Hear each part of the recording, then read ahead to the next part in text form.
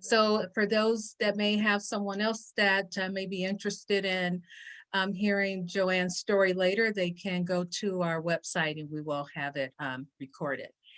I'm also admitting people as we speak, so I apologize for kind of going back and forth. We have a lot to cover. We want to make sure Jo Ann has her time, so I have a little surprise for her. Simone is going to read your bio, Jo Ann. Okay. And then after we'll get started. So, hi, Teresa. Okay, hi. Oh, I cannot minimize Zoom while you're recording the meeting. Okay, so here we go. Ready? Let's start here. Hi, everybody. Okay. Hi. Hi, I'm going to introduce Jo Ann. So born Jo Ann Allen in 1941 in the small town of Clinton in East Tennessee. Jo Ann and her family lived in a primarily African-American community where family, church, and school were the foundations of the neighborhood. However, Jim Crow laws were still all too prevalent. In 1954, the Supreme Court's ruling in the Brown versus Board of Education case, which outlawed school segregation, forced the all-white Clinton High School to accept African-American students. Therefore, in August 1956, 12 African-American students, including Jo Ann Allen, met in front of their previous elementary school and held hands as they said a prayer before walking to the school down the hill. Desegregation of Clinton High School was originally met with quiet resignation. However, within 3 to 4 days, chaos ensued. Young people now held up anti-desegregation signs and large crowds gathered. Jo Ann and her fellow Black classmates were accosted by foul, racist epithets. Rotten food, rocks, and sticks whizzed by their hands. Spit barely missed their faces. Jo Ann's parents made the decision to move away from Clinton following this severe breakdown of lawfulness. Jo Ann, her parents, sister, and brother arrived in Los Angeles in December 1956. She enrolled in and graduated from Dorsey High School in 1958. Following graduation, she enrolled at Los Angeles City College, where she received an associate's degree as well as a degree in nursing. Eventually, Jo Ann was employed in her dream job as a pediatric registered nurse, first with a private pediatrician for 10 years, followed by a 30-year employment at Children's Hospital Los Angeles until her retirement. Jo Ann has been married almost 60 years, is the mother of 3 adult children, and is grandmother of 4. She enjoys singing, reading, and collecting stamps and coins. She co-authored the book with renowned children's books author Debbie Levy entitled This Promise of Change, One Girl's Story in the Fight for School Equality, which was published in January 2019.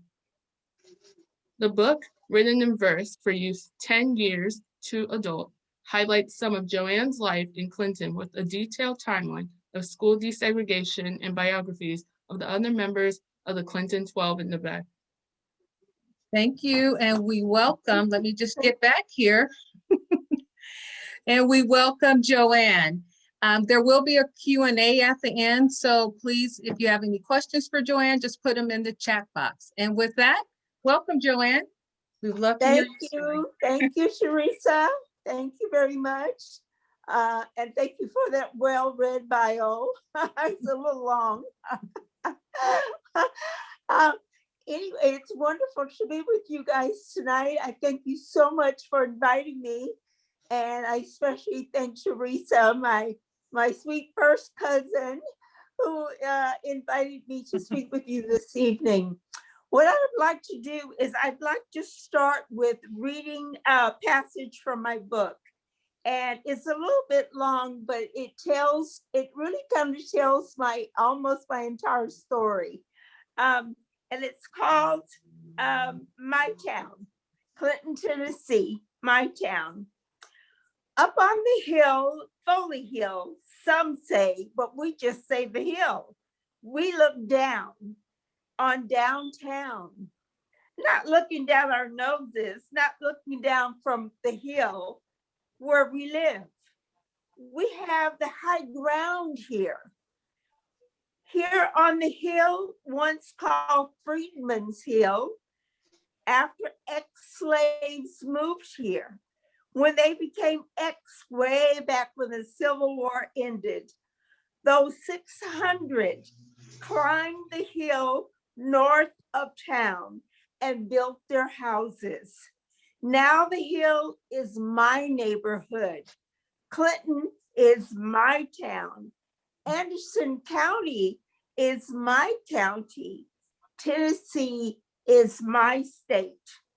Up on the hill, we have all sorts of houses, nice and not so nice, mixed up together. Mine is nice, at least I think so. We have all sorts of neighbors, nice and not so nice, mixed up together. My family is nice, at least I think so. And I don't say that just because they're my family. Mom says daddy knows no strangers, which is a clever way of saying that he knows everyone. Mom is quieter, but you can borrow a cup of sugar anytime from our kitchen and never have to pay it back. Up on the hill, we have Friday night fish fries in our church. Trout, crisp up, crunchy, in great big pots of hot oil on the fire. Kids running around in the churchyard, because how much fish can a kid stand eat? Ball games when they're still light, hide and seek in the cemetery after dark. And the big treat, the special only at the fish fry treat, bottles of red soda pop with peanuts in the bottom. I look out for Mamie, my little sister, and Herbie, our baby brother, because I'm the 14-year-old and because I don't mind. Up on the hill, we have concerts, gospel music sung by famous gospel singers like Clara Ward herself in person. Clara Ward and the Ward singers have been on television and at Carnegie Hall in New York and at our very own church. Surely God is able, they sing, and how I got over, wearing gowns glittering with sequins. In a quick minute, if we try to move those lines between white and black, and don't you forget it. I'm sorry, that was the wrong picture. Hair swept up in updos way high on their heads. That is not something you see in church every day. Up on the hill, we put on plays and musicals. It's Alice Josephine Allen at the piano. That's my mother. Herbert Allen, that's my father, singing out in his deep voice. And Jo Ann, that's me. And Mamie in the youth choir. My family fitting in nice and tight here. Up on the hill, where my town is a friendly, fine town. In 1950-52, 4 of our families sued the county of Anderson County, the school board of Anderson County. And the reason they sued was because they had large numbers of children. And in order to go to school, we had to be bused 20 miles away every school morning. And we had to pay that county to go to school. So it was very difficult for those who had lots of children to go to school who wanted to continue their kids' high school education. You see, on graduation from 8th grade, from our little 2-room elementary school, we had to get on that bus and go to an all-Black high school. In the mornings when we would travel down the hill to get on that bus, we passed by the all-white high school. It was 5 to 15 minutes away from most of us. So these families felt it was very unfair to have to get on that bus to travel.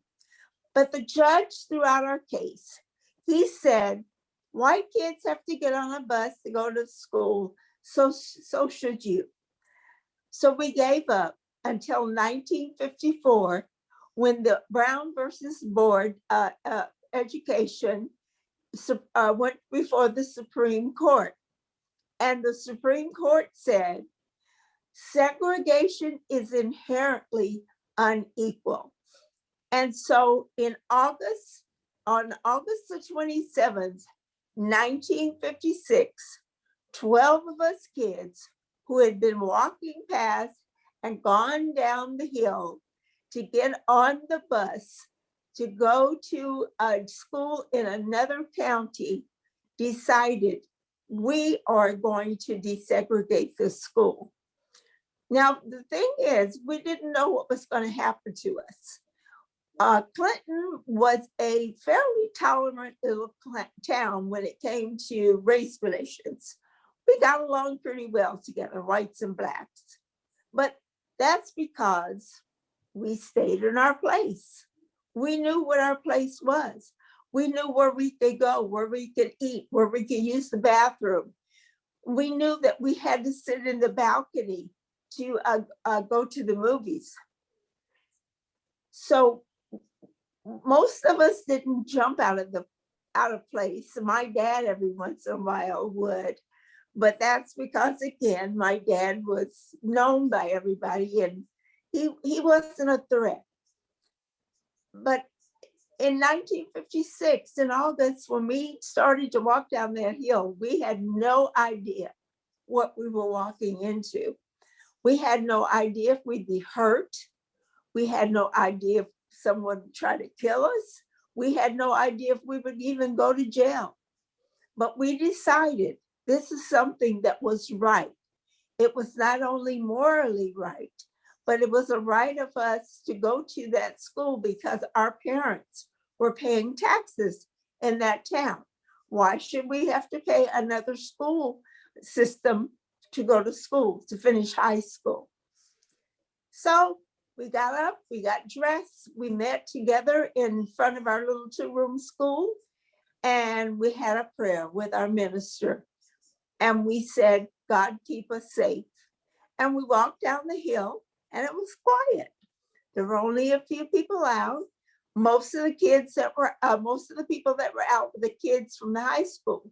They were, of course, curious to see who it was that was coming to their school. Now we're talking about 12 kids out of 800 white kids.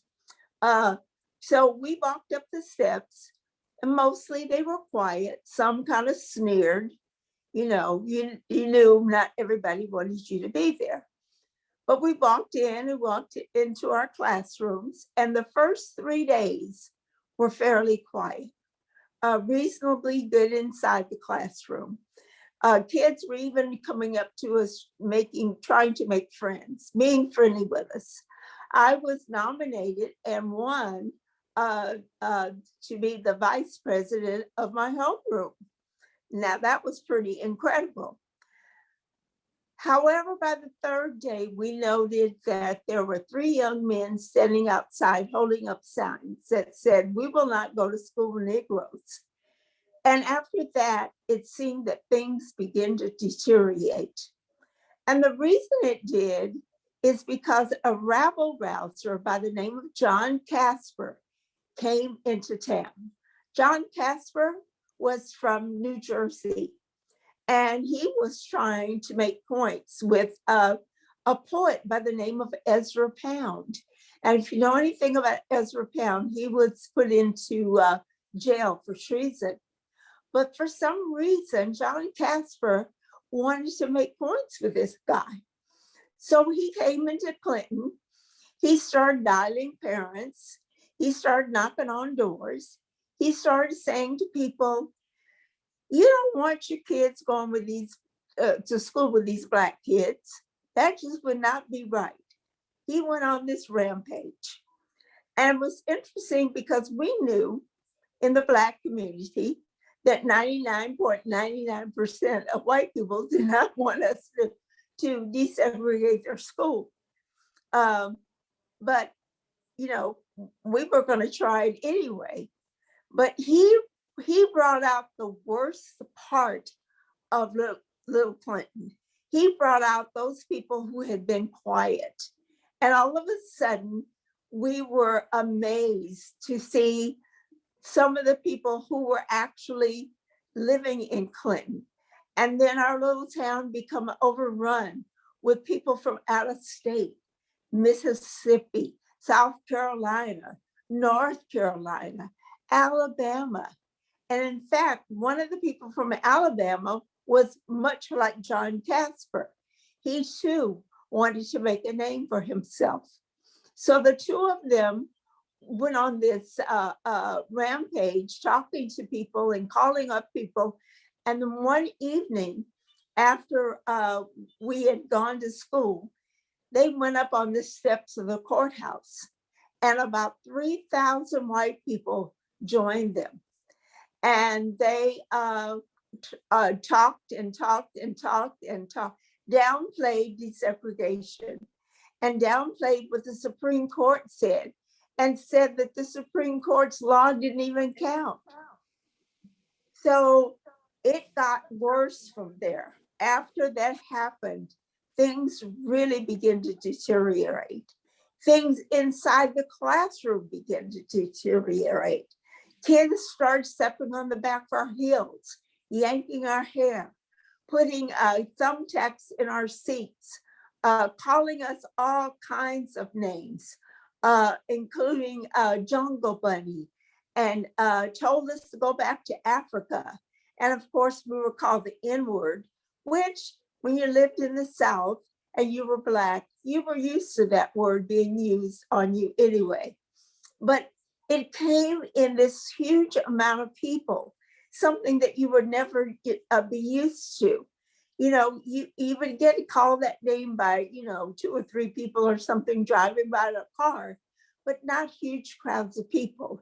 And you weren't used to having people as you walk to school throw rocks and rotten food at you and calling you these all kinds of names, telling you to go back to Africa, a place you've never been.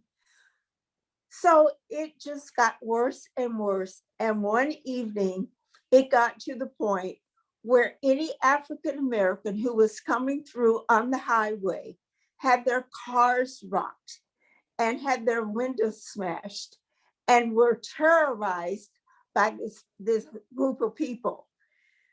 The police were a very small amount of people in our town. We didn't have very large police force. And that's because we weren't a large town. It was only about 3,000 whites and maybe 300 Blacks. So they asked for volunteers. About 40 men came forward.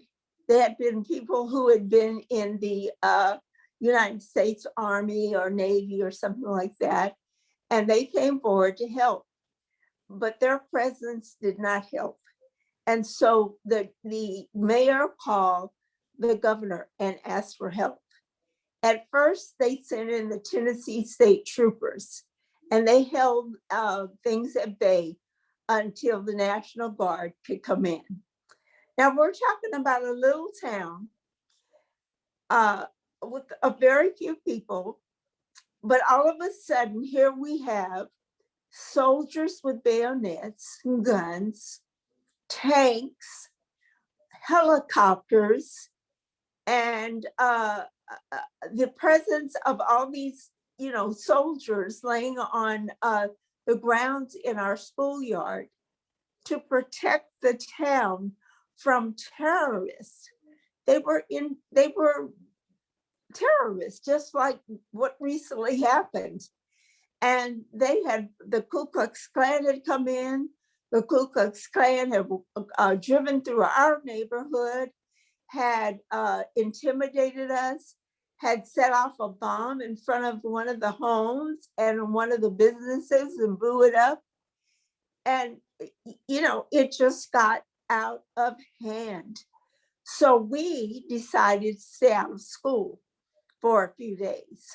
And about the third day, one of the white ministers from a Baptist church called our parents and said, I will walk to school with the kids if you will let them go back. So our parents decided to let them go back, let us go back. And the white minister came, he came up and he walked down the hill with us along with two other white men. And when the white minister left the school, he was severely beaten. Unfortunately, that same minister, who was a wonderful person, moved to California and shortly after committed suicide. The other person who committed suicide following all of this was the principal of the school, Mr. Britton. He too committed suicide because of what they had gone through. So it wasn't just us kids, it wasn't just the African American community, but it was also the white community that was being affected. The kids that tried to befriend us stopped trying to befriend us because they were threatened. And so they gave up on it as well. I would like to mention the positives that happened at the school. I don't want everything to sound negative, but I want to mention the teachers, and in particular, one teacher, Ms. Anderson, who was our savior during the whole time. She would visit with us, make sure that we were safe in our classrooms, check on us when we got home. And she was a little bit ahead of her time. Most of the other teachers were also very friendly, very tolerant, very helpful. There were a few who showed they did not want us to be there.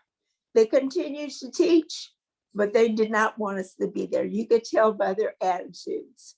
But I wanted to mention these teachers who were really wonderful and treated us well. I would also like to mention that there was this one girl who did nominate me for that classroom. She and I flew to Washington, D.C. together to be on a show called College Press Conference. Now, it's interesting because we could not sit together on the plane. We could not stay together in the hotel. I was put up in the YWCA. She was put up in a hotel. So that just goes to show you the level of racism during that time. Segregation was alive and well, and racism was alive and well.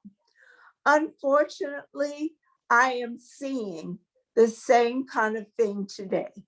I am seeing racism in our classrooms once again. The reason I'm seeing it has a lot to do with social disparity, with economic disparity. And it's an unfortunate thing because I used to get the question, do you want to desegregate the school because you want to be white? No, I didn't want to be white. I wanted to go to the school that was close to home. I didn't want my parents to have to pay money to go to another place. And it was something that was near to us. It wasn't something that was far away. It didn't really even have to do with economic disparity at the time. Now it does.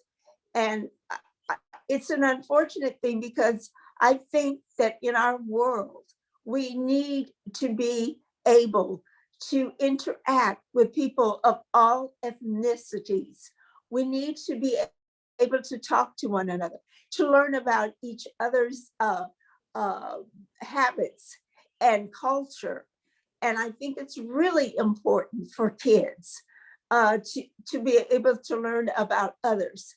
So just to sit next to your own people who look like you is really an insult to us all, because we all need to know one another. And I would like to see that this starts to happen again in schools, but we have gone backwards. We have definitely gone backwards. A lot of times when I visit the schools, it looks like 1956 again to me. So at that, I'm going to leave it at that to give plenty of time for questions. Wow, Jo Ann. You know, it's one thing to read the book. It's another thing to actually, it's like a book. You're like a book on tape. Yeah. Because it's, you know, I've read the book, but to hear it from you and for you, because my question actually is going to be one of what's, where do you think compared to where you were then and to now? But you did answer, you definitely answered that question that we have gone back. Yeah, we've And gone once, backwards. right. And once school starts, even more so after the pandemic, I think we're even going to see it more. Yes. Yeah. Yes. And that's why I'm really happy to be a part of, you know, we have a Black and African support group. And I think it's important for families to hear stories like this because we've taken so many steps, we have, you know, going forward. But this last 4 years, I have definitely seen it. Yeah. Yes. Yes. Yeah. Yes. Does anyone have any questions for Jo Ann? If not, Jo Ann, you can keep your story going. Any questions? Any comments? Velda, are you trying to say something? You're on mute. Let me see if I'll unmute you. Okay. Okay, did you want to say something, Velda? I just wanted to say that this is such a wonderful story for everyone to really adhere to at this date and time. And I just wish that other young people could hear her story. I know the book is out there, but I wish there was some other way that we can get across to everyone, you know what I mean? Especially the college students and the high school students as to what a privilege it is to be able to go to school with all nationalities. Thank you. Thank you. Definitely. I would welcome speaking to any high school group or college group or, you know, at any time. It's a story that I don't want to die. I can tell you when you ask kids, have you heard of the Arkansas 9? Everybody will raise their hand. If you say, have you heard of the Clinton 12? No one raises their hand. So we got lost in history. And so I'm out there now trying to keep that story going. I want people to know that there were other kids who did something great, because we really did not know what we were doing. We had no idea of the importance of what we were doing until later on. And once we realized that, you know, I mean, I don't want the story to die. I want it to continue. Great story. Great. Thank you. And can I ask about the other, were they all females? Should you go to school? No. In the Clinton, I remember, I was just wondering, was there 2 males or 1 male? No, I think there were about 6 and 6. Oh, okay. I think we were split a little bit. Let me think. One of the males, one of the seniors, Bobby Kane, Bobby graduated from high school in 1957. He was our one senior that graduated. The other senior was actually put out of school because during the integration process, the white boys would accost the black boys. And Alfred supposedly pulled a knife. Now, we don't really know if that was true or not, but he was rejected from the school. Then we had Alfred's brother, Maurice, and yeah, there's about 6 and 6. Yeah. Wow. Yeah, unfortunately, The only members that are alive now are 1, 2, 3, 4 females. Wow. Yeah. Yeah. So how was I it? was younger. I was younger than most to start school. I started elementary school when I was actually 5. We didn't have a nursery school. I mean, kindergarten. We didn't have a kindergarten. So I learned to read very early, and they allowed me to start school in the 1st grade. So I was younger than most of my peers, my classroom peers. Yeah. Amazing. Mm. Any tips? Oh, actually, Joanne, someone's asking about the link. We will have it on the Family Focus. It's being recorded, so it will Okay. be on our Family Focus website, and I'll put the website information in the chat box. Yeah, we had I think about 20 people registered, and I think sometimes, you never know the times of the day, or should it be on a Thursday, should it be on a Monday, should it be 6:30, should it be whatever. But I think it's important. You said something that I still think is very important, is that other people need to, just because it's Black History Month, it's not just about Black people. So No. this is a good way to have a conversation, because a lot of things that we're taught in high school, we weren't taught in high school or elementary school about the Clinton 12. We just weren't. So, Right. everyone knows about Rosa Parks, everyone knows, but there's so much more out there. Yes. And Yes. there's no way we will get past some of this if you don't educate yourself more. Right. Everyone's just staying in a little box with, oh yeah, well, I know about that with Black. There's so much more. And I think that's when the conversation and change is once Yes. people, find out. Yes. Yeah. Absolutely. In fact, to speak to what you just said, Teresa, when I was helping Debbie to write this book, we had to do a lot of research, because when you write a book like this, it's got to be totally truthful. You Right. can't have any tales in the book. So I learned a lot about people that I'd never heard of. And it was just fascinating, the amount of information out there.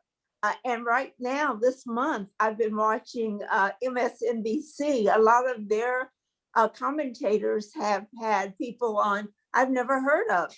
And so, we hear that remark that Black History Month really is American history. And it's too bad that we have to have a Black History Month, Right. Right. I think that's why some people say every month. Yeah. It's Exactly. right. And Exactly. well, we definitely have more time. Joanne, if you want to share some more, please do. Well, let me think of what I'm probably missed. It's funny. I write notes, and I've got a gazillion notes, but I rarely look at them when I'm presenting. And I always miss something, some detail or something like that. Oh, I know what I missed.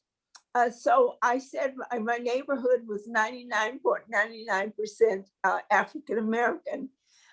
We had a spattering of whites living around in our area. And one of the white families lived across the street from us.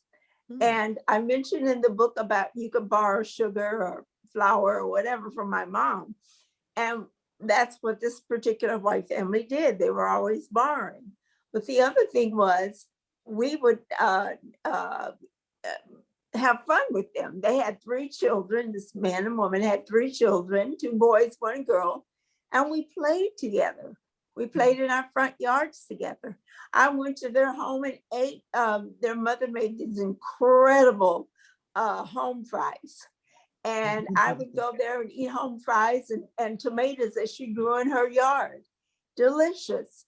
Enjoyed life until desegregation happened. And the 2 sons came over and terrorized us. They went up under our house. They pounded on the underboards with sticks. They pounded on the windows with sticks, scared us to death. And the reason they scared us was because me and my sister had stayed home from church one evening, which was a sin then. But we stayed home from church to watch my little brother. And so we were home alone. And my sister ran to the church to let them know that this was going on. And the whole church let out and came up to see what was happening. So our friendly white neighbors all of a sudden became our enemies just because we were desegregating the school. And the mother made a remark. She made a remark to a reporter that we had treated them better than their own families, but she just could not abide by us going to school together. So that just goes to show you the level of racism that was going on. Yeah. Yeah, it's sad because I still think about, even now, we see how certain schools have started back, certain areas, especially some predominantly more wealthy areas. And again, this is going to be that divide where people are going to take flight and move to certain areas, and it starts all over again. I'm already sensing it, but I'm also seeing it as well. Right. Yeah, because some of the people that are not going to be able to take flights have to stay in the same area. And, we see it even with the vaccine. So I'm just hoping stories like this, we will continue to share. I'm glad it's going to be on our website. And we have like a gentleman here, James Shulock, that's learning this. He's like, oh no, someone caught me out. That's learning about this, and maybe we'll be able to share with some of his classmates at some time. So it's important. You start young. Right. Start very young. Yeah. Very important. Is James a teacher? No, James is a student. No. What grade are you in, James? 8th grade. Oh, okay. Hi, James. Hi. Hi. Well, I was just wondering, did you ever get angry about the way people treated you? I got more sad about the way they were treating me than angry. I probably got angry a few times, but mostly I was sad. It's very sad to not be able to speak to people and to tell them, oh, you know what? I like music, or I like to dance, or I like basketball, or my favorite subject in school is science. It's very sad when you can't share that information with other people, especially when you know that they might like the same things. So mostly it made my heart hurt. It still does, James. Prejudice makes my heart hurt. And I feel like that being racist and prejudiced and discriminatory is heart disease. It has to do with your heart being open to want to learn about other people, not just because of the color of their skin or their religion, but just because they're humans. We all want to know each other because we're human beings. So that's something for you as a young man to think about and to teach. When you see people mistreating others, like I'm sure you've seen bullies in school, right? Yep. Yes. So when you see people being bullied, or you're bullied yourself, you need to teach them how to not be a bully. You don't fight back, you don't argue with them. You just say, I don't like the way you're mistreating me. I don't like the way you're mistreating that person. That's not necessary. Sometimes bullies do this because they feel insecure. They don't feel loved. So sometimes we just have to kind of reach out And I did that when I first went to Clinton High School. I tried to be friends, and many of the white kids tried to be friends with us, but it got so dangerous for them, they stopped. That made me very sad. Wow. Thank you I for your have so question. much to learn. Thank you, James, for your question. You're welcome, and thank you too. You're welcome. Oh my God. Oh, I need a moment. Oh, I've known him since he was little, as well as Simone knows the family well. So to see him grow up this way and to be so involved in the conversation is a lot. Whew, wow. Bless you, sweetheart.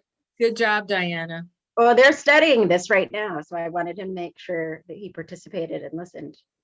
Oh, they're studying the book? No, Black History Month, of Oh, course. Black History Month. Yeah. Right. Yeah.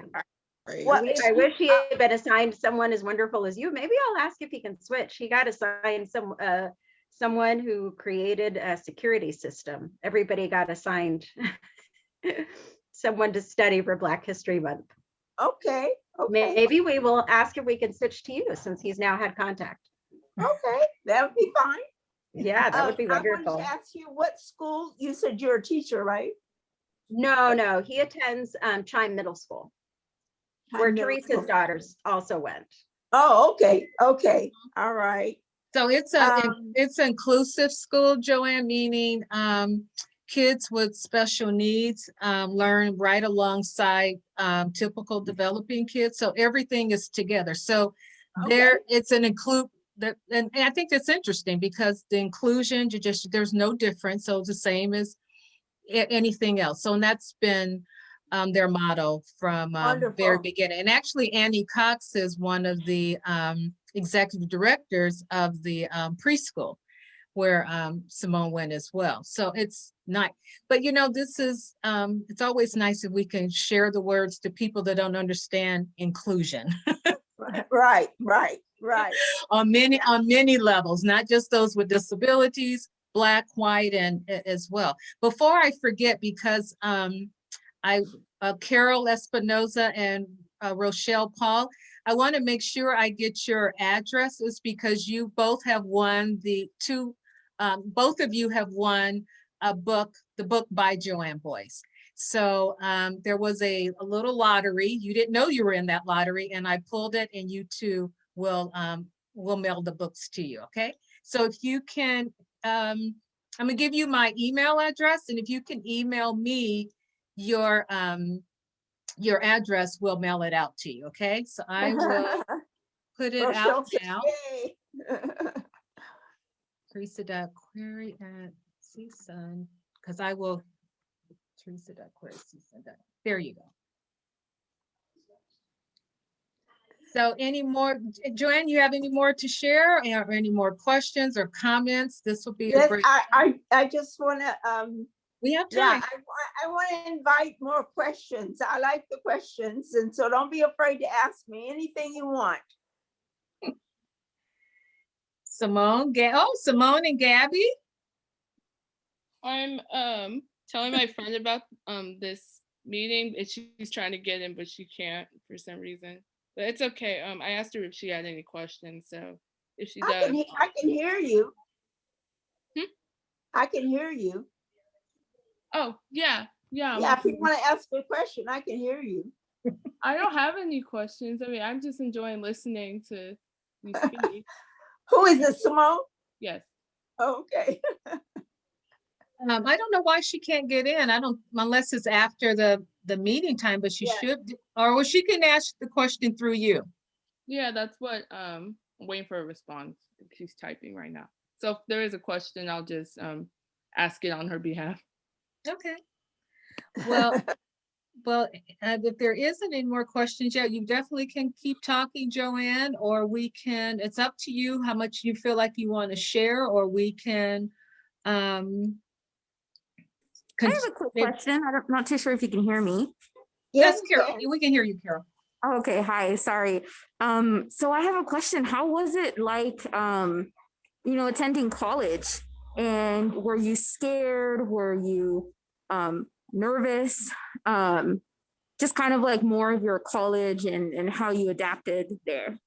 Oh, okay. I attended college. So as I mentioned, actually it was in my bio, we moved to California in December 1956. My mother became extremely afraid that we would be injured. And I had an uncle who lived here, and he was a teacher and a counselor, and he encouraged us to move to California.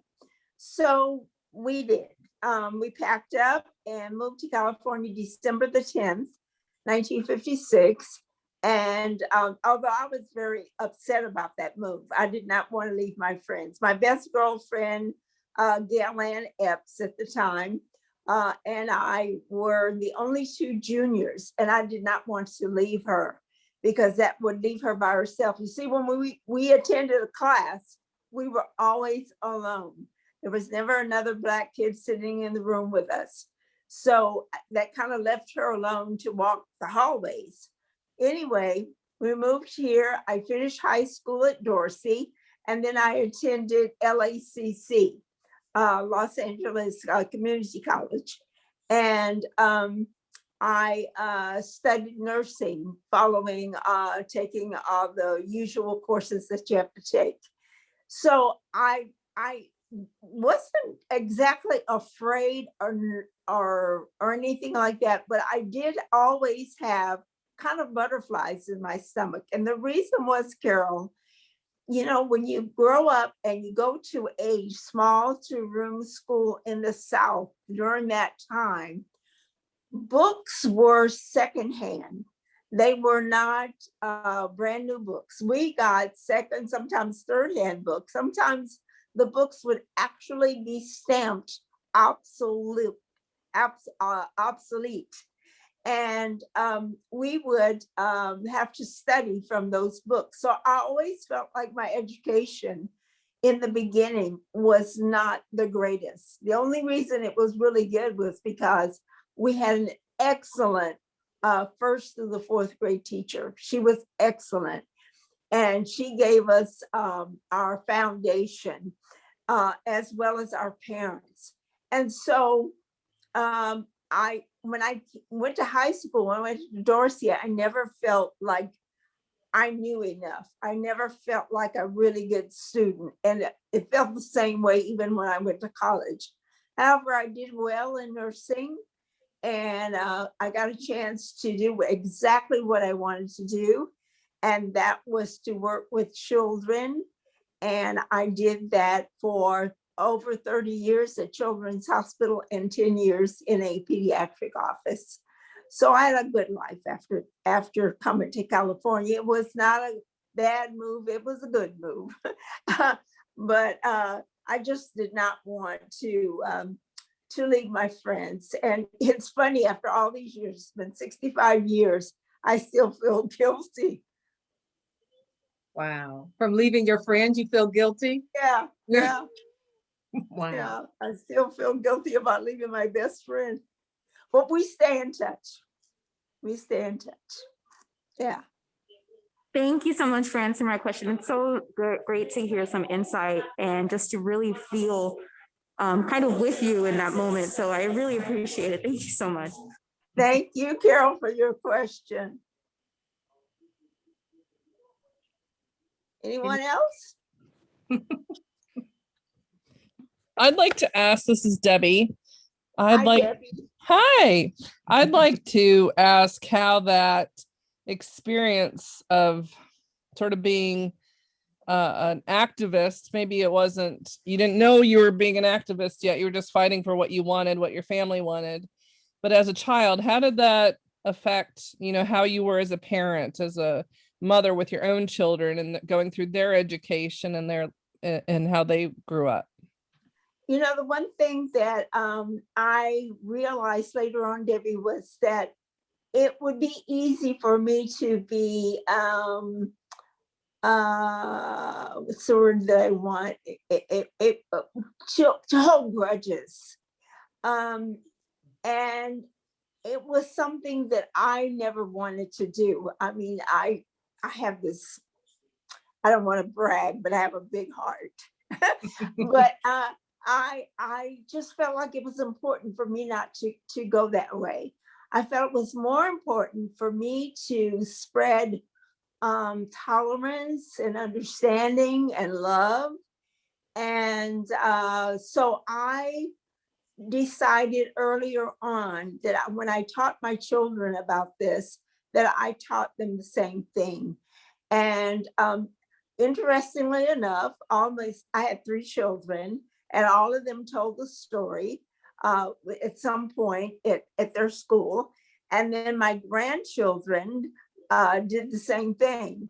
So as I said, in telling the story myself, I always try to promote tolerance and not holding a grudge and not being bitter. That was the other thing. Some of the people in the Clinton 12 mentioned that they were bitter until later on. They too learned that being bitter didn't help them at all. But I sort of started that way. I didn't want to go any other way. So, you know, that did help me with my own children and with my own, it helped me to grow and be a better person. And instead of holding a grudge and instead of being bitter, I decided that I wanted to be more tolerant toward people, even the people who had mistreated me. And I just wanted to tell you this. I received a letter in 2019 from one of the students at that time. Now, meeting a student from that time was very rare, very rare. I think maybe a couple of others had seen me at something when I visited Tennessee, and they had said hello to me and said, I'm sorry. But this particular woman wrote a letter. And since then, she and I have become fast friends. So when I went back to Tennessee a couple of years ago, I met with her and we had lunch together and we call each other. And she asked me to forgive her. She said, I was there and I saw what was happening, but I did not speak up. And I thought there was really nothing to forgive because young people were feeling, those young people, white kids, were feeling the terror of the same people that were terrorizing us. You know, they were being threatened. In fact, a lot of parents took their kids out of school. But that kind of experience, that receiving that letter and becoming friends with someone who long ago saw what was going on, but could not speak up or did not speak up, but now has asked me to forgive her. It says to me a lot about my own status, about how I grew up and how I wanted to be. So yes, long answer to your question. That's fabulous. I can tell you have a big and very giving heart. Thank you, Debbie. But wow, to receive a letter from someone that was there during that time, that's It was a something. shocker, believe me. But on any of your book tours, no one came up from that time to bring anything? No, when I went back to Tennessee, I did a book tour in the museum that's in Clinton that honors the Clinton 12. And as far as I know, no one from that time came up and visited. Now, what has happened, I have made lots of friends from the later years, 1960s. And when I go back to Tennessee, we always go out to lunch together, about 6 or 7 women, and we have lunch together. And so that's a lot of fun. And I stay in touch with them on Messenger and Facebook. Interestingly enough, not to talk politics, but all of these friends of mine are people who like Mr. Trump. So I have to mind my manners when I go back. But when you went back, did you see a huge difference? Now I'm jumping in all the questions. Did you see, is there a huge difference now in Clinton, Tennessee? I have visited Clinton pretty much every year since I left there in 1956. Only a couple of years, maybe I did not go back. We lost you, Jo Ann. We can hear you. Yeah, but we can't see you. That's okay. It's my phone ringing.